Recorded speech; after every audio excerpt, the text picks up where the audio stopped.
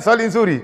Mimi wallahi kuna swali moja niliulizwa mwaka jana, mimi nilishangaa sana. Huyu jamaa anasema katika idhaa moja ya redio hapa Kenya, kuna shekhe mmoja aliulizwa kwenye kipindi live, nini hukumu ya mtu ambaye anayechokora masikio kwa kichokonoa ile earbuds, na yuko ndani ya saumu mchana wa Ramadhani mfano au katika saumu yake. Ule shekhe akajibu kwenye idhaa hiyo kwamba ukichokonoa masikio na earbuds saumu yako imebatilika. Sasa akaulizwa ni kwa nini imebatilika, akasema ni kwa sababu wakati ulipokuwa unachokonoa ile earbud kwenye masikio yako ulikuwa unasikia raha. Inna lillahi. Kumbe maana yake ni kwamba sisi kumbe hatufai kucheka, hatufai kusikia raha. Wewe kila mara ukiwa ndani ya saumu wewe unanuna tu, kila mara kuwa ndani ya hasira. Si kweli Sheikh.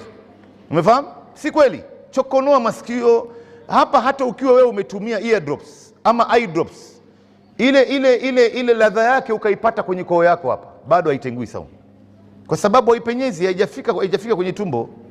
Hata kama utaipata ladha yake kwenye koo, unaruhusiwa mfano kumeza mate mchana wa Ramadhan, unaruhusiwa kumeza mate. Nakumbuka zamani kuna shekhe mmoja alizungumzia hii masala ya kumeza mate mchana wa Ramadhani, akasema bana, mtu yoyote ambaye anameza mate hii ni hatari. Sasa jamaa moja akaonekana barabarani mchana wa Ramadhani, anatema mate kila mahali. Jamaa akamwambia shekhe, nini hii tu nini? Akasema bana, shekhe ametuambia tutahadhari bwana, mate haitengui saumu. Lakini wanasema wanazuoni kitu ambaye nitakana uchukue tahadhari nayo na haitengui saumu ni makohozi. Makohozi haitengui saumu ya mtu, wala hakuna dalili inaonyesha makohozi yanatengua saumu, lakini nitakana mtu achukue tahadhari. Kwa nini? Kwa sababu huyu bwana akimeza matonge matatu ya makohozi, huyu mtu ameshiba huyu. Wewe unamuona mtu siku hiyo active shekhe, anafanya kazi, anatokwa na jasho, anapanda na shuka, kumbe mtu amemeza vitu huko. Tuchukue tahadhari, lakini haitengui saumu ya mtu, au sio bwana? Kwa hivyo hizo vitu viko vingi ambaye haitengui. Naam, ndio hiyo nimetaja.